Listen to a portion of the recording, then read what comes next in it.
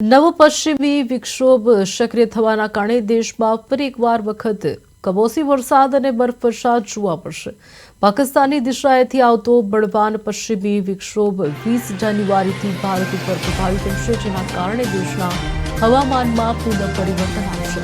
23 જાન્યુઆરી આસપાસ ઉત્તર ભારતના પહાડો અને ઊંચાઈવાળા વિસ્તારોમાં ભારે વરસાદ તથા અતિભારે હિમવર્ષા થવાની શક્યતાઓ છે। ખાસ કરીને કાશ્મીર, હિમાચલ અને ઉત્તરાખંડમાં ભારે બરફવર્ષા થશે। 20 થી 26 જાન્યુઆરી દરમિયાન દિલ્હી, રાજસ્થાન, હરિયાણા અને પંજાબમાં હળવાથી મધ્યમથી ભારે વરસાદ, ધુમ્મસ અને પરિણામે જાન્યુઆરીના અંતમાં ફરી એક વખત શીતલહેર જોવા મળશે।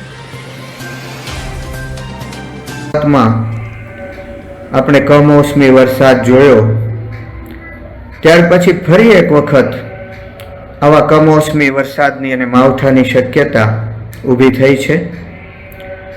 ગઈ 29/12/2025 રોજ ધનુ રાશિમાં શુક્ર, મંગળ, સૂર્ય અને બુધ એ 4 ગ્રહોનો ચતુર્ગ્રહી યોગ થયો હતો। આવો ચતુર્ગ્રહી યોગ કે પંચગ્રહી યોગ થાય ત્યારે પૃથ્વી જળમગ્ન થાય છે અથવા તો એ રક્ત રંજિત થાય છે, એટલે કે જળ અથવા તો રક્તથી ભીની થાય છે। ખાસ કરીને બુધ અને શુક્ર જ્યારે ભેગા હોય ત્યારે વર્ષા ઋતુ હોય તો વરસાદ આવે છે, અને શિયાળો હોય તો શિયાળાની ઋતુમાં પશ્ચિમી વિક્ષોભોને ઉત્પન્ન કરે છે, અને એને કારણે કમોસમી વરસાદ, શીતલહેર અને ધુમ્મસ ખડા કરે છે। ગઈ 29/12 આવો ચતુર્ગ્રહી યોગ થયો હતો, જેને કારણે વર્ષની શરૂઆતમાં જ આપણે ગુજરાત અને રાજસ્થાન સહિત મધ્યપ્રદેશ સહિત દેશના કેટલાક ભાગોમાં ઓછા વત્તા પ્રમાણમાં કમોસમી વરસાદ જોયો।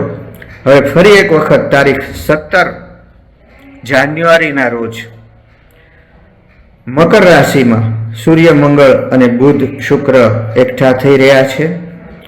એને કારણે 17 તારીખ આસપાસ ક્યાંક પશ્ચિમી વિક્ષોભ આકાર લેશે, પશ્ચિમી વિક્ષોભ જન્મ પામશે અને તે ધીમે ધીમે પાકિસ્તાનથી નજીક આવતા આવતા તારીખ 20ના રોજ ભારતના ઉપરી ભાગની નજીક આવશે અને ધીમે ધીમે એનો પ્રભાવ છેક ઉત્તર પૂર્વી રાજ્યો સુધી અને આપણે ત્યાં ગુજરાત સુધી વિસ્તરી